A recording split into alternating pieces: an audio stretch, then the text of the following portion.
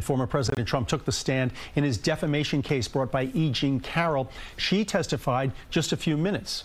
CBS 2's Alice Gaynor was in the courtroom as it all unfolded. It's like a negotiation. Alice joining us right now outside the courthouse. Alice?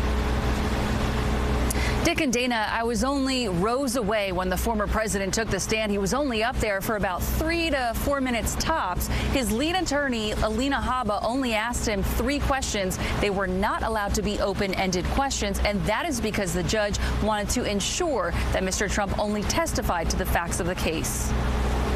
Former President Donald Trump took the stand very briefly. His attorney asked whether he stood by the testimony he gave in a taped deposition played in court by the plaintiff's attorneys, during which he denied the assault. He told the court 100% yes. And when asked if he ever instructed anyone to harm Jean Carroll, Mr. Trump replied no. Before the defense began its case, the judge spoke to both sides and went over attorney questions in great detail to ensure Trump stayed within the confines of what he was allowed to testify to. The judge said during the trial last spring, Mr. Trump elected not to testify. The jury in that case concluded he sexually assaulted Jean Carroll. Trump shook his head and made a loud sound of annoyance. He was not permitted to make arguments to dispute what that jury already found to be proven. Earlier in the day, attorneys for Carroll played that taped deposition of their questioning of Trump, asking him if he read Carroll's book or the article about her book, detailing her allegation that he sexually assaulted her in a dressing room at Bergdorf Goodman in the mid-90s. No, I don't believe I did, he said.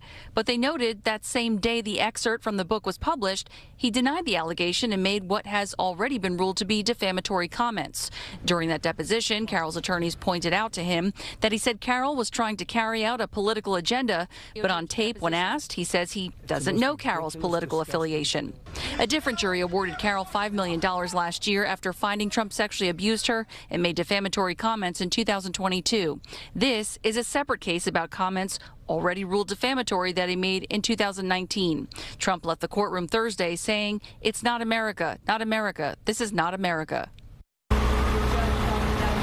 So the jury will decide how much money, if any at all, Mr. Trump must pay Jean Carroll for those defamatory comments he made in 2019. Her attorneys are asking them to come up with a number that they say would get him to stop making comments about Carroll, because as they pointed out in court today, he is still making comments about her. Closing arguments are scheduled for tomorrow. The jury is expected to get the case sometime in the early afternoon. Dick, Dana? Alice, we understand some attorneys who are involved in other Trump legal cases were in the courtroom today.